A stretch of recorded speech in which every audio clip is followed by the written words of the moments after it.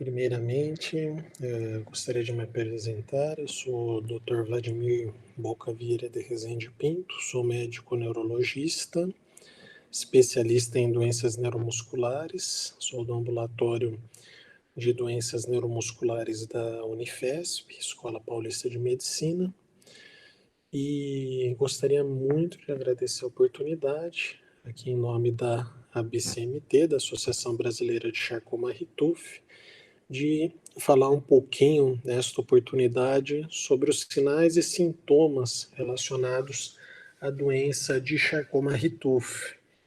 Essa é uma apresentação informal, que o objetivo, sem dúvida alguma, é estimular a divulgação, né, e os conhecimentos relativos à doença de Charcot-Marie-Tooth, dada a importância que ela apresenta e, especificamente, né, para o mês de setembro, a importância que tem em relação às datas de comemoração e de divulgação, de awareness a respeito da CMT.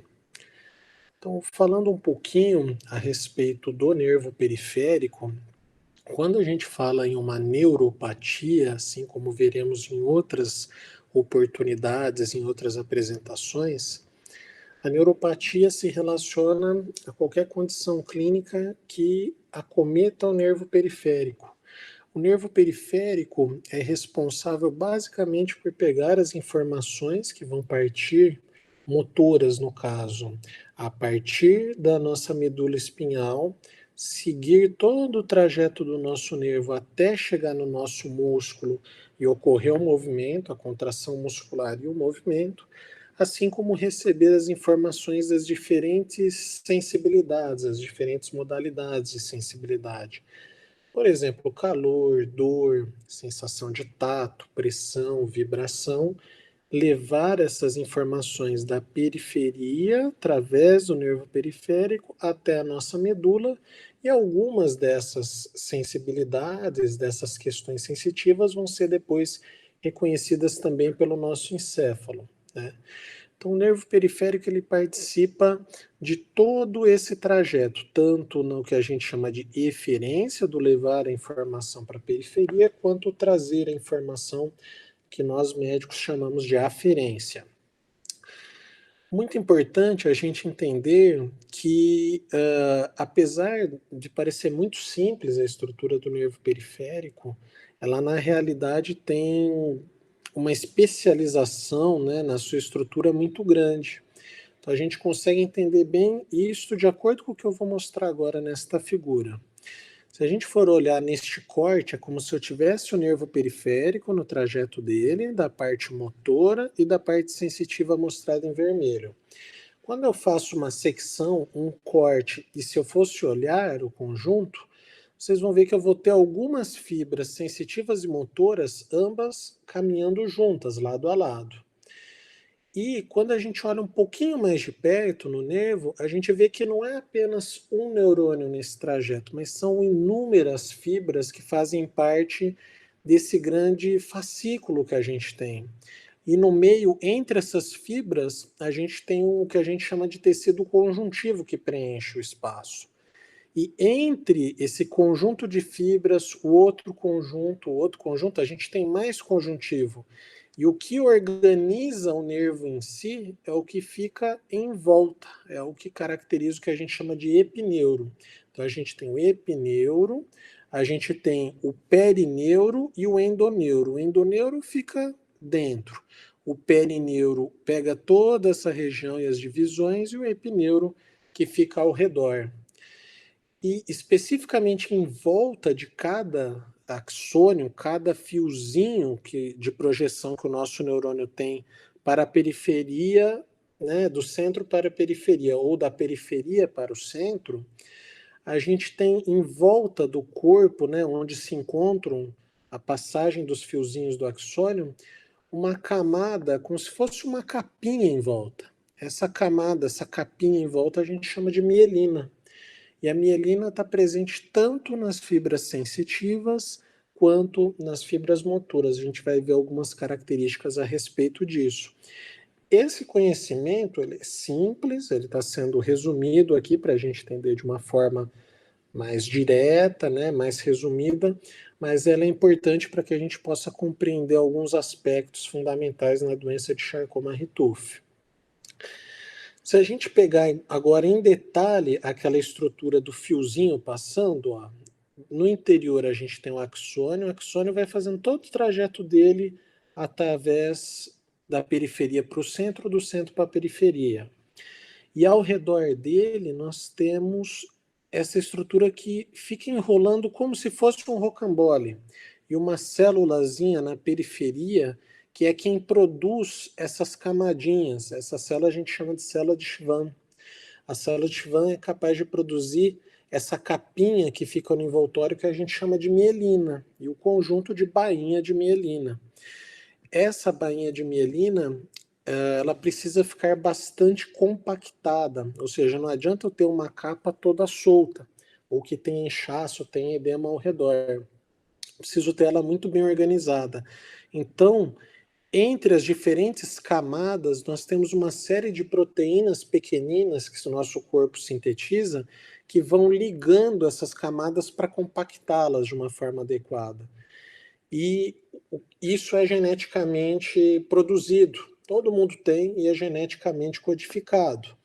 Não é uma questão, por exemplo, da alimentação. Isso é codificado. Portanto, se eu tiver algumas alterações no nosso DNA, né, no nosso código genético, algumas dessas proteínas que vão formar essa compactação da mielina e algumas que de fato participam da mielina em si, né, da formação dessa capinha de gordura, podem sofrer alteração na sua formação e originar algumas do que a gente chama de neuropatias hereditárias, ou seja, de origem genética ou geneticamente determinadas. Esta é uma imagem aqui, não mais na representação do desenho aqui, mas olhando ao lado, que se eu te fizesse uma secção, né, cortasse o nervinho e olhasse em detalhe, a gente consegue observar cada uma das camadas como se fosse esse aspecto de um envoltório, uma bainha que fica ao redor. Esta é a mielina sendo bem representada aqui, bem clara, e no interior a gente tem o trajeto do axônio, né? E daí a gente tem especificamente a estrutura que a gente observa no esquema mostrado ao lado aqui, de fato em um indivíduo representado, né? E imaginem que são milhares, né? São muitas fibras que são representadas e fibras para as diferentes modalidades que a gente apresenta de função do sistema nervoso. São muitos tipos de fibras. E um detalhe muito importante, nem todas as fibras nervosas que o nosso nervo periférico apresenta se relacionam à presença de mielina. Nós temos alguns tipos de fibras que são chamadas de amielínicas, ou seja, elas não têm a capinha, o envoltório da bainha de mielina.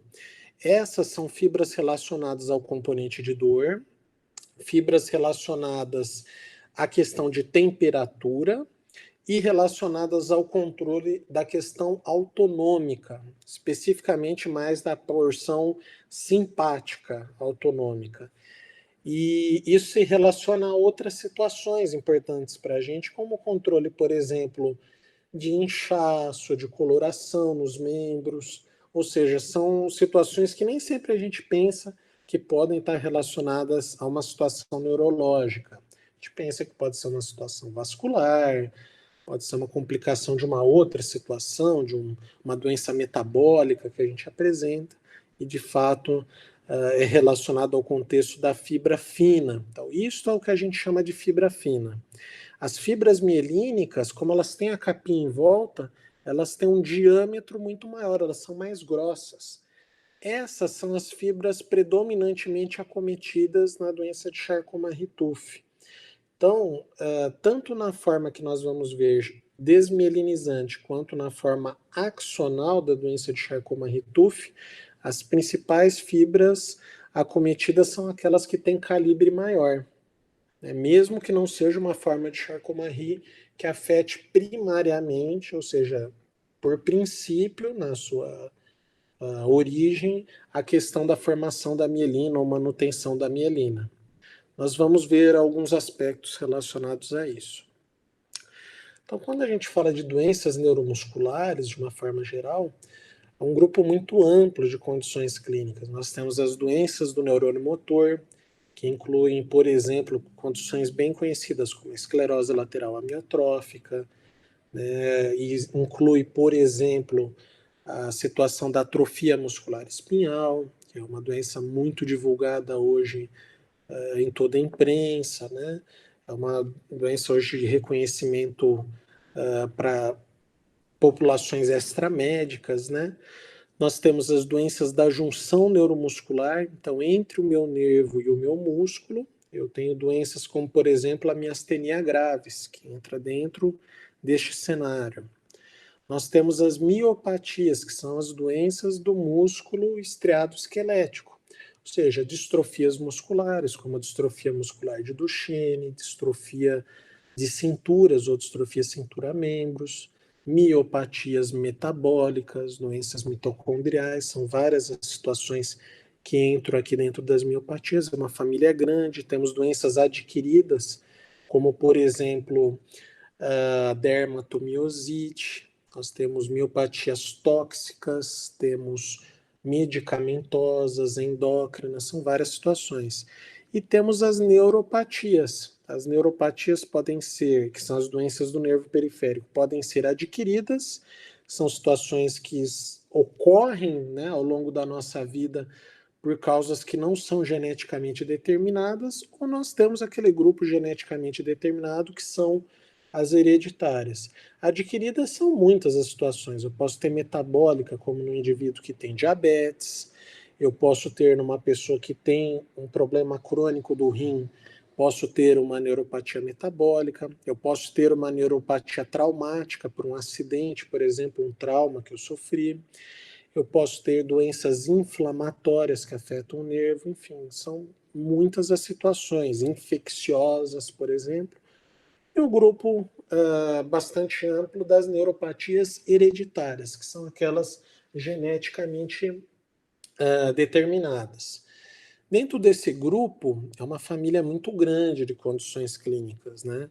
A maior parte delas são determinadas pelo nosso DNA, o genoma do núcleo, não pelo genoma da mitocôndria em si. Do genoma nuclear, nós temos algumas situações que são muito mais comuns do que outras. A principal delas é a doença de Charcot-Marie-Tooth. Mas temos doenças também geneticamente determinadas que não são Charcot. Temos a neuropatia hereditária com susceptibilidade à paralisia por pressão. Ela tem outras também designações na tradução, conhecida como HNPP. Temos a doença chamada de amiotrofia neurálgica hereditária. Temos a neuropatia hereditária sensitiva autonômica, todos são siglas aqui, né? HZAM. E temos a DHMN, que é a neuropatia ou neuronopatia motora hereditária distal. Em termos genéticos, muitas dessas situações clínicas possuem uma relativa sobreposição, né, em termos de genes que causam uma ou outra, ou seja, eu posso ter indivíduos que têm um gene determinando o Charcot-Marie e, eventualmente, um mesmo gene determinando o fenótipo, né, a característica clínica da DHMN. Dessa forma, isso é importante porque na aula de genética é um dos aspectos que vai ser comentado também. Sobre as neuropatias hereditárias, esse é um grupo importante de ser conhecido porque elas representam uma parcela grande de todas as doenças do nervo periférico. Dependendo da população, a gente tem uma estimativa de 10 a 25% de todas as neuropatias. No aspecto prático, um objetivo, né, bem direto, 1 a cada 4, dependendo da população, casos de doença do nervo periférico são neuropatias hereditárias. Não significa que todas são Charcot-Marie, mas significa que, por exemplo, o Charcot-Marie, sendo a principal neuropatia hereditária, e uma grande parcela desses 10 a 25% vão ser representados por casos da doença de Charcot-Marie-Tooth. A principal característica é o que a gente chama de polineuropatia, ou seja, doença do nervo periférico que ocorre de forma simétrica e um predomínio distal, ou seja, ela é muito mais das mãos e dos pés do que, por exemplo, da região dos ombros, região das coxas. Ao longo dos anos, obviamente, quando a doença vai tendo progressão, sintomas nessas regiões também podem surgir. Então, não é uma situação habitualmente vista no início ou nos primeiros anos de manifestação da doença, mas pode realmente ocorrendo ao longo do tempo. Em termos de classificação dessas neuropatias hereditárias, nós temos aquelas em que a neuropatia em si é o principal característica clínica que o indivíduo vai apresentar, e temos aquelas em que a neuropatia faz parte de outras manifestações clínicas, ou seja, ela é parte do quadro clínico que o indivíduo apresenta. Então, por exemplo, os indivíduos que têm amiloidose hereditária, eles têm a neuropatia relacionada à amiloidose, mas eles têm muito envolvimento de cardiomiopatia, dependendo da forma genética relacionada à doença. Podem ter envolvimento renal, oftalmológico. Dessa forma, a gente vê que é uma doença que é sistêmica do organismo todo e que a neuropatia faz parte do conjunto de manifestações, né? Então, ela não é da mesma forma que, por exemplo, na doença de Charcot-Marie-Tooth, é um pouco diferente também nesse aspecto. Cresceu tanto a situação das neuropatias hereditárias, e especialmente dentro do grupo da doença de Charcot-Marie-Tooth, que todo ano a gente precisa de atualização das doenças neuromusculares de base genética, né? E se a gente for considerar todas as doenças neuromusculares, são 1.042 doenças catalogadas, isso não incluindo as doenças mitocondriais, né, que é um grupo à parte, que tem uma importância enorme, e a classificação ocorre dessa forma à parte, mas só para a gente ter uma ideia, são 587 genes diferentes catalogados. Isso em dezembro de 2019, quando entra essa atualização, né, sempre que é feita, todo ano.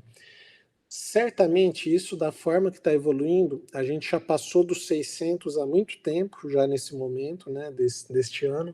Novas formas de Charcot-Marie, de distrofias musculares, de miopatias congênitas, de outras neuropatias já vão ter sido descritas e relacionadas, e são um grande desafio, posso afirmar para todos, em relação a conhecimento, a manter a atualização e a própria questão de diagnóstico, né? Porque realmente são conhecimentos que vão ampliando, né? São doenças que a gente diria, elas já existiam, só que elas não eram conhecidas. O grupo das neuropatias hereditárias é tão importante que ele ocupa, dentro dos 16 grupos de doenças neuromusculares hereditárias, tem um grupo só para as neuropatias hereditárias, que é o grupo 14, né? Então, um grupo bastante importante. Falando especificamente da doença de Charcot-Marie-Tooth, como já foi comentado em outra oportunidade a respeito do histórico, a doença de Charcot-Marie-Tooth, a CMT, a nomenclatura vem, né, em respeito, uma homenagem, né, a três grandes estudiosos, autores, o pai da neurologia, né, da forma que nós a conhecemos hoje, que é o professor Jean-Martin Charcot, Pierre Marie, discípulo do professor Charcot, lá na Salpêtrière, e Howard Henry Tooth, que de forma simultânea, um pouquinho depois, não exatamente simultânea, mas no que a gente conhece hoje como Reino Unido, também fez a descrição de características clínicas semelhantes ao que o Charcot e o Marie tinham detectado. E hoje a doença de Charcot-Marie-Tooth a gente conhece bem porque ela é uma neuropatia hereditária sensitivo-motora, como eu comentei, a mais comum de todas, possui todos os padrões de herança possíveis que a gente conhece. Autossômicas dominantes, autossômicas recessivas, ligadas ao cromossomo X, ou seja, ligadas à questão do cromossomo sexual. Tem um fenótipo, uma característica clínica peculiar, característica que eu vou mostrar à frente alguns detalhes. E tem alguns aspectos muito importantes do que correlaciona o gene envolvido e responsável pelos sintomas e os sinais que o indivíduo tem com a ocorrência desses sinais, ou seja, existe uma correlação entre a parte genética e a parte clínica. Hoje a gente sabe que mesmo dentro de uma família varia muito a questão. A gente pode ter indivíduos com a mesma alteração genética, que um indivíduo pode ser mais acometido, ter mais sintomas, e um outro indivíduo que tem menos sintomas. Tem várias situações que modulam isso, né? Quanto o indivíduo reabilitou, não reabilitou, a idade de início da doença, o tipo genético envolvido, até algumas características dependendo se é homem ou mulher, se tem outras doenças associadas, por exemplo, se tem um diabetes que não está tão bem controlado, que acaba prejudicando a própria evolução da doença, se tem uma doença inflamatória junto com o Charcot, cada pessoa tem suas peculiaridades. Esse é um aspecto importante, que é a classificação da doença de Charcot-Marie-Tooth. Se nós formos procurar na literatura médica, existe inúmeras descrições de classificações possíveis, né? A classificação de Dick e Lambert, dois grandes estudiosos relacionados à CMT e à neurofisiologia, ela divide em dois grandes grupos a doença de Charcot-Marie-Tooth, em formas desmielinizantes e formas axonais. Desmielinizantes são doenças que afetam a capinha de mielina, que a gente viu no começo dessa apresentação. E formas axonais, elas não afetam primariamente, ou seja, no início do quadro ou como premissa da doença, a mielina, mas afetam o fiozinho diretamente, componentes desse fiozinho. A nomenclatura que a gente utiliza é a seguinte: nós temos a doença de Charcot-Marie-Tooth tipo 1, que é uma forma desmielinizante autossômica dominante. Nós temos a doença de Charcot-Marie-Tooth do tipo 4, que é uma condição clínica autossômica recessiva também desmielinizante. Nós temos a CMT ligada ao cromossomo X, que é uma condição cada vez mais reconhecida, cada vez mais comum, né, conforme a investigação genética foi avançando. Nós temos o Charcot-Marie do tipo 3, que pode ser dominante ou recessivo, também conhecido como doença ou síndrome de Dejerine-Sottas. E temos as formas axonais, conhecidas como Charcot-Marie do tipo 2, que pode ser dominante ou recessivo, e um dos genes do Charcot-Marie tipo 2, que é o gene da mitofusina, né, codificador da mitofusina, que a gente chama de MFN2, pode classificar também, originar o que a gente chama de Charcot-Marie do tipo 5 e 6. Mas isso é uma situação bem mais rara e de descrição mais médica do que de divulgação. Portanto, importante da gente lembrar as formas tipo 1, 4 e 3 são formas desmielinizantes, né? E formas axonais são do Charcot-Marie do tipo 2. A gente vai ver alguns aspectos relacionados a isso. Em termos de característica clínica do fenótipo, o grande marco da doença de Charcot-Marie-Tooth sempre foi o que alguns autores descreveram ao longo do tempo da relação do fenótipo com o genótipo. O que é isto? Eu observo um indivíduo que chega com uma dificuldade, por exemplo, para andar, seja uma criança, um indivíduo adulto, jovem. Ele apresenta atrofia, perda muscular, especialmente da região peroneal, que é a nossa batata da perna. E nessa região peroneal perdeu a musculatura e a gente nota a presença da cavidade, ou seja, esse ângulo da cavidade nos nossos pés bastante aumentado. Isso a gente denomina de pés cavos. Ao longo do tempo, os dedos dos pés, né, que a gente chama de pododáctilos, eles vão apresentando retrações. E essa associação da alteração no formato do pé, da cavidade do pé cavo, da retração dos artelhos e a atrofia da região peroneal são um marco característico da maior parte dos pacientes que apresentam doença de Charcot-Marie-Tooth. Cada pessoa de uma forma, alguma vai ter o pé cavo de uma forma mais clara, o outro indivíduo de uma forma menos clara. Então, do ponto de vista motor, essa é a principal característica do quadro. Alguns indivíduos podem ter um predomínio dos sintomas sensitivos, formigamento, junto, eventualmente sintomas de queimação. Mas essa é uma questão que envolve outros aspectos também da CMT, né? Ela não é isolada, né? Não é um aspecto isolado relacionado a essa condição.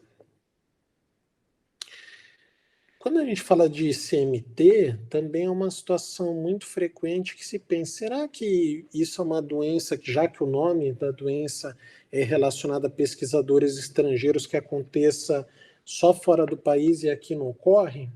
Muito pelo contrário, não fosse essa situação, não existiria, por exemplo, a BCMT, né? E toda a importância que ela tem de divulgação, né, relacionada à CMT. E, por exemplo, para citar aqui como é importante esse aspecto, no Brasil nós temos uma cidade que se chama Tobias Barreto, no Sergipe. Fica lá no agreste do Sergipe, Tobias Barreto. Tobias Barreto possui uma das maiores populações em termos de ocorrência, né, de número de casos de Charcot-Marie para o tamanho da população, né, em termos de milhares, é uma população de 52 mil pessoas, aí o dado que eu possuo aí procurando da internet, tudo, uma população muito grande de pacientes de Charcot-Marie. Tanto que isso já foi alvo também de divulgação, matérias na televisão, tem um vídeo na própria internet, no YouTube, caso seja de interesse também a todos, de procurar e acessar, porque a gente começa a entender que aquilo não acontece, não ocorre só comigo, porque isso foi acontecer apenas comigo, e não é uma situação real, isso é uma situação cada vez mais reconhecida e mais comum, né? E lá em Tobias Barreto é uma situação que a gente vê, do ponto de vista de característica genética, com características que a gente chama de autossômicas dominantes, né? Isso já foi alvo de teses de estudo em medicina, em neurologia e em doenças neurogenéticas e neuromusculares. Para eu pensar na doença de Charcot-Marie-Tooth, quais que são os sinais e sintomas, né, em termos de características gerais, né, da doença? Em termos de sintomas e sinais sensitivos, não é infrequente os pacientes, né, notarem algumas questões de sensibilidade, como, por exemplo, formigamento, sensação de agulhada, queimação, sensação do pé gelado ou do pé quente, justamente por aquelas alterações das fibras finas que também podem acontecer ao longo da evolução do quadro do Charcot-Marie. A perda de sensibilidade nos pés, parece que o meu pé está dormente o tempo todo. Outra característica é que podem acontecer lesões, por exemplo, de feridas, úlceras, que a gente não percebe que acontecem, a gente vai notando isto. Posso ter alteração na pilificação dos membros, ou seja, a perda dos pelos, dos fâneros, que a gente diz, nos membros inferiores também. E podem acontecer sintomas e sinais motores, né? Como, por exemplo, o pé cavo. Eventualmente, em algumas formas, o pé não é cavo, é aquele pé plano, lembrando o pé chato mesmo, né? Popularmente dizendo o pé chato. A retração dos artelhos, quando os dedos dos pés se retraem. A atrofia na musculatura das pernas, isso vai depender da forma clínico-genética que a gente está vendo, do tempo de instalação de doença, né? Essa aqui é uma referência relacionada à Universidade de Washington, que está sendo citada, e utilizadas as imagens aqui. Fraqueza muscular, fadiga, que são muito comuns justamente por essa perda muscular que a gente tem, e até a dificuldade para uso de calçados, por exemplo. Eu vou utilizar um calçado, tem uma dificuldade, eu bato a ponta do meu chinelo quando vou andar, ele escapa do meu pé. São situações muito frequentes. Ou eu vou utilizar um determinado calçado, eu gasto ele de uma forma muito diferente. A região que eu uso é diferente. Uma região fica mais preservada, aquela do meio do calçado, e a lateral fica toda desgastada. São algumas situações que nós, como médicos, acabamos vendo com frequência serem relatos, né, dos pacientes. Da mesma forma, pode ser uma situação de notar, olha, no caso das crianças até um pouco mais, quando o meu filho ou a minha filha vai andar, eu observo que ele parece que bate a ponta do pé quando vai andar e bate na sequência o calcanhar e faz um som diferente quando anda. Ou pode ser que ao longo dos anos eu observe que a doença também possa afetar a musculatura das mãos, dificultando eventualmente dificuldade de movimentos finos com as mãos. Então essas são situações que podem ir ocorrendo e originarem sinais e sintomas da doença. Apesar disso, obviamente, medicina nunca é tão simples, né? Muitas são as situações em neurologia que podem levar uma pessoa a desenvolver o pé-cavo. Então, nós temos o grupo da doença de Charcot-Marie-Tooth, mas, por exemplo, outras neuropatias hereditárias podem originar o pé-cavo, as paraparesias espásticas hereditárias podem originar o pé-cavo, as ataxias espásticas, que a gente diz também, outras formas de ataxias, o grupo que a gente chama de miopatias distais, as amiotrofias espinhais distais podem originar pé-cavo, casos eventualmente da ELA juvenil, que é uma forma de início antes dos 25 anos, dos primeiros sintomas, também podem se relacionar a esse tipo de situação, ou seja, são muitas situações, por isso que o neurologista procura observar com muito cuidado todas as características, né, por mais típico e característico que seja o quadro clínico, mais sugestivo possível que ele seja. E, logicamente, dependendo da característica genética, como nós dissemos, vão existir algumas diferenças que devem ser tomados alguns cuidados, né, e serem precocemente reconhecidos alguns sinais clínicos, laboratoriais e até radiológicos. Então, por exemplo, quando o neurologista vai examinar o indivíduo, ele tem todas as características de clínicas, né, ao exame neurológico de uma pessoa que apresenta CMT, mas na CMT que os reflexos ficam bem reduzidos, na testagem de reflexo o neurologista vê os reflexos, por exemplo, aumentados, ou outras alterações de reflexos, né, atípicos, ou que a gente chama de patológicos, sinais patológicos, fazem sugestão de algumas formas de Charcot-Marie. Algumas dão muito mais do que outras. Então, isso já ajuda o neurologista a pensar que tipo de Charcot-Marie deva se tratar. Algumas outras formas de Charcot-Marie podem dar alterações nos exames de imagem, por exemplo, até na própria ressonância encefálica. Então, podem ter alterações da substância branca, que a gente chama de leucoencefalopatia. Algumas formas de Charcot-Marie podem dar alterações relacionadas à dificuldade, por exemplo, de aprendizagem.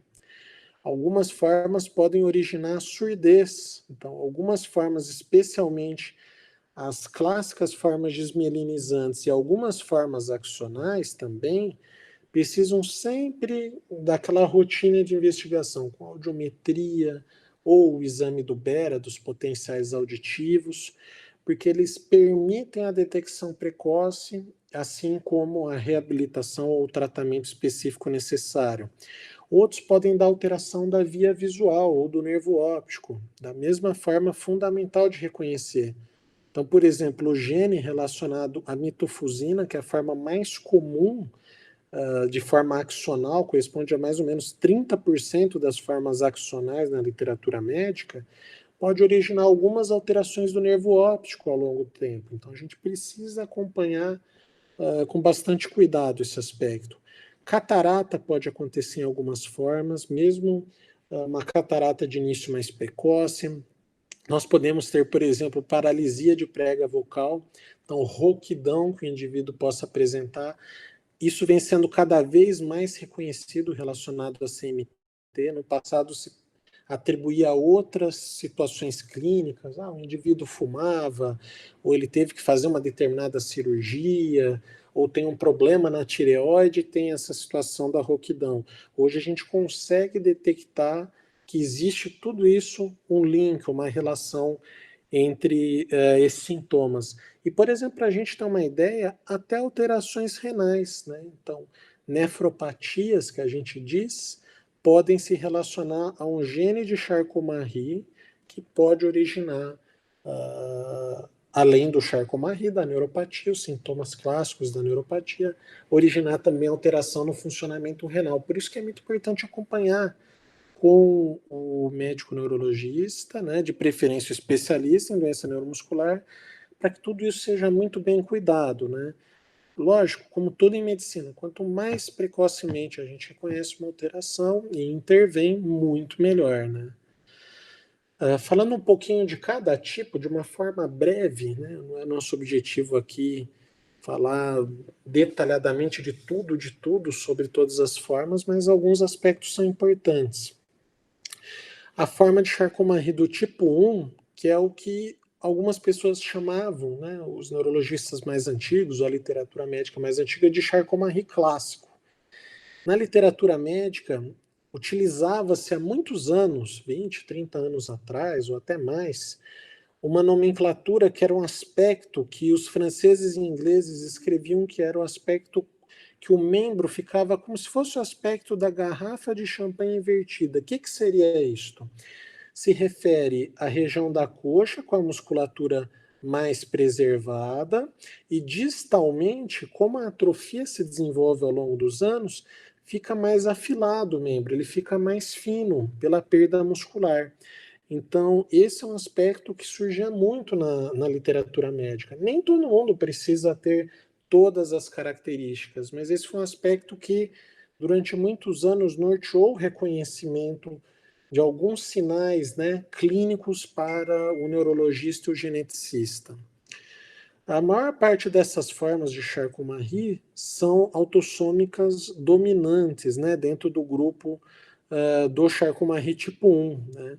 A gente tem uma forma, a forma do GJB1, que também dá o Charcot-Marie intermediário, que ela é uma forma ligada ao X dominante, né? A única que foge dessa regra. O Charcot-Marie-Tooth clássico, ela corresponde aí a quase 80% de todos os casos, né, 70%, 80%, dependendo da população estudada, mas é a que mais se relaciona com o fenótipo da característica do pé cavo, da atrofia na região peroneal, né, da perda muscular. Os indivíduos não têm tanta queixa dolorosa, a dor quando ela aparece é muito mais de origem ortopédica do que neuropática, como eu vou comentar um pouquinho à frente. Alguns indivíduos podem ter tremor, ou seja, apresentar algum tipo de tremor das extremidades quando vão executar algum tipo de movimento. Então, não é uma situação impossível e infrequente de surgir. O Charcot-Marie tipo 3 também é conhecido como doença ou síndrome de Dejerine-Sottas. Hoje nós temos muitas bases genéticas diferentes relacionadas ao Dejerine-Sottas. Uma coisa muito importante para a gente na prática é que este é um Charcot-Marie que é desmielinizante e tem início precoce. Precoce quanto? Né? Geralmente na idade escolar ou no lactente. E algumas características que o neurologista consegue detectar. Então, o indivíduo precocemente, quando o neurologista vai examinar, ele nota que o trajeto do nervo periférico fica muito espessado, o nervo fica como se fosse mais grossinho. Também é detectada a presença de pé cavo de uma forma mais precoce do que nas demais. E também é detectado escoliose. Com frequência, logicamente dependendo da forma genética, o indivíduo pode apresentar também baixa estatura relacionada ao quadro. Então, esse é um aspecto também importante de ser lembrado. Essa é uma imagem das primeiras descrições que foram feitas, né? A gente cita aqui a referência, em relação às descrições da doença de Dejerine-Sottas.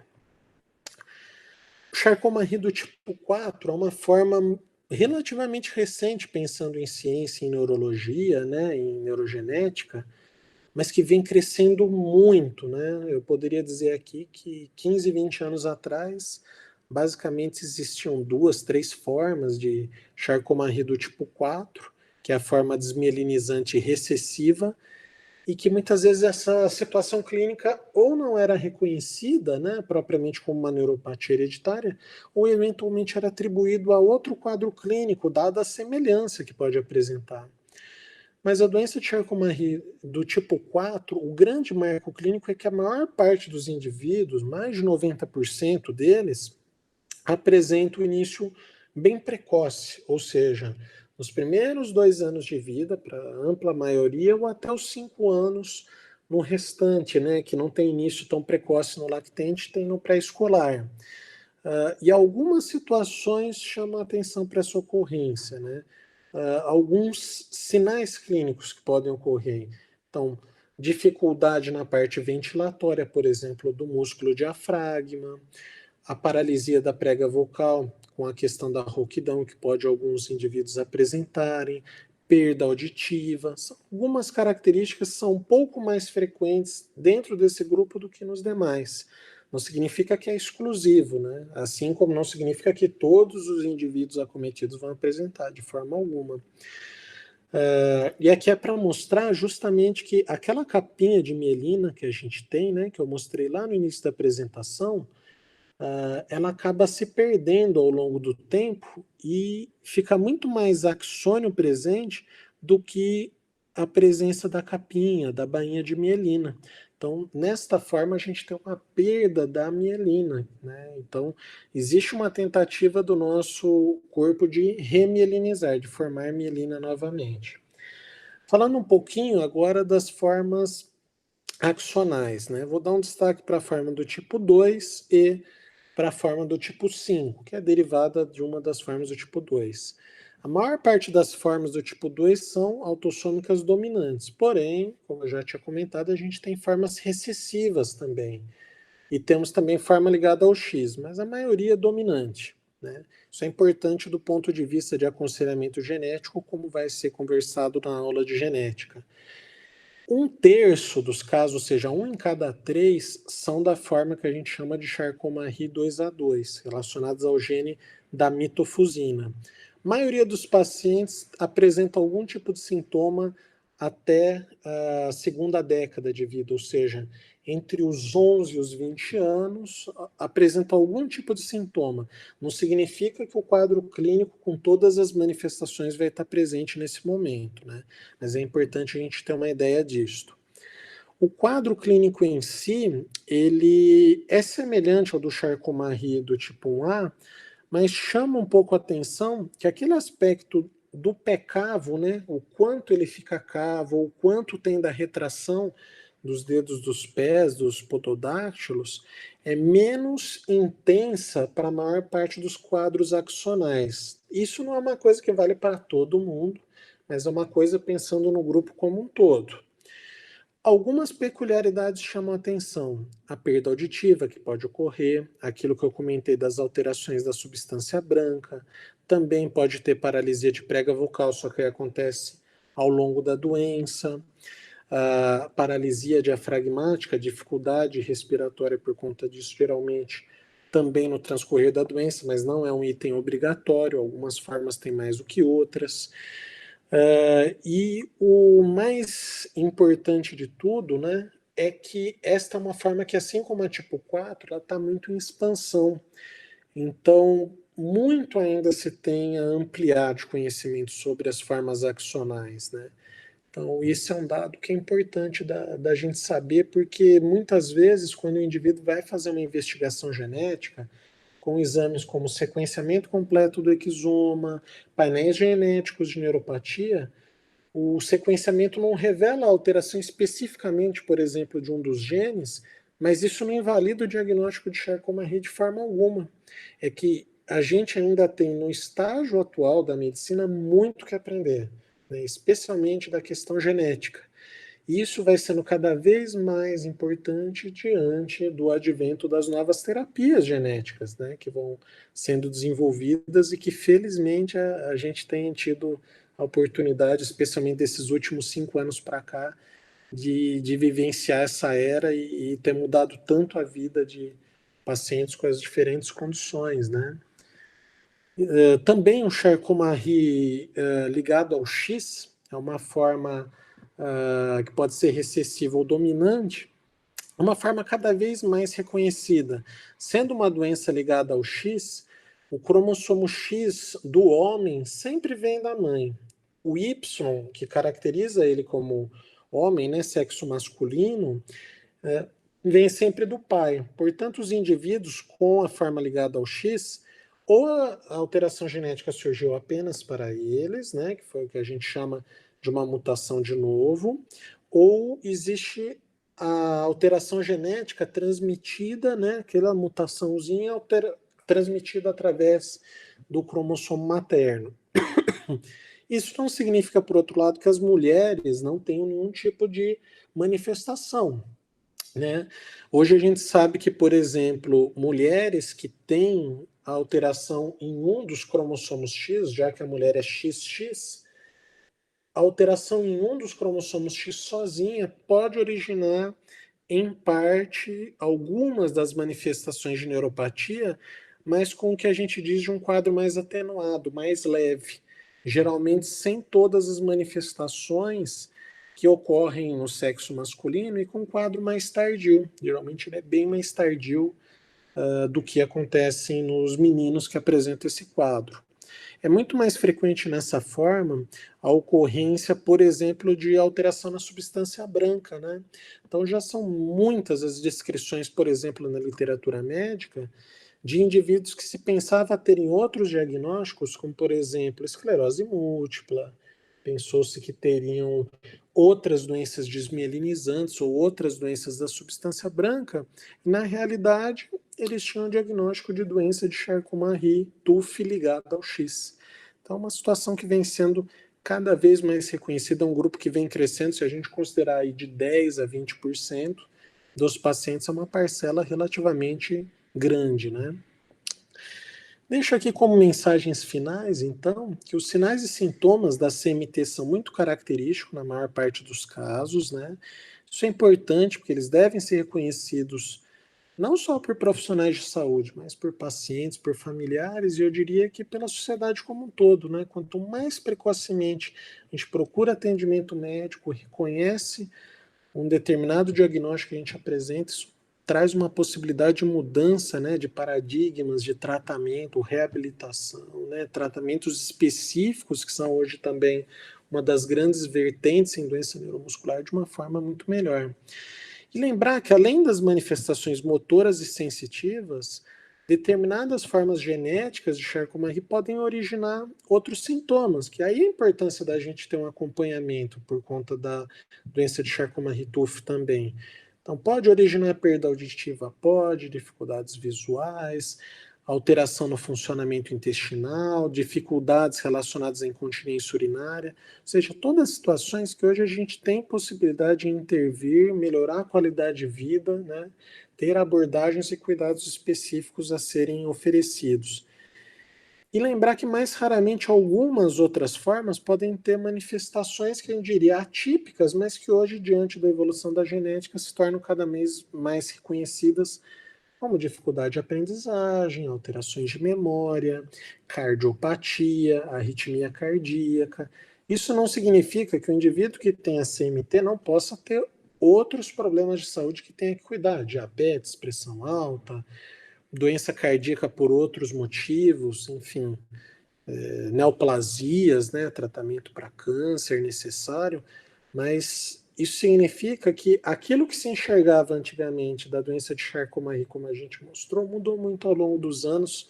Felizmente, a interpretação e o entendimento da doença evoluíram muito, e isso só tem a trazer coisas boas e a beneficiar a medicina, e especialmente o que é mais importante, os pacientes. Então, gostaria aqui de deixar meu agradecimento especial à BCMT, né, Associação Brasileira de Charcot-Marie-Tooth, a toda a nossa equipe de doenças neuromusculares da Unifesp, né, que proporciona um serviço, a meu ver, raro de ocorrer no país em relação à referência em doenças neuromusculares, que tem que ser uma área em ampliação cada vez mais, essa é a nossa visão, a nossa opinião a respeito, e agradecer a oportunidade de estar aqui com vocês. Muito obrigado.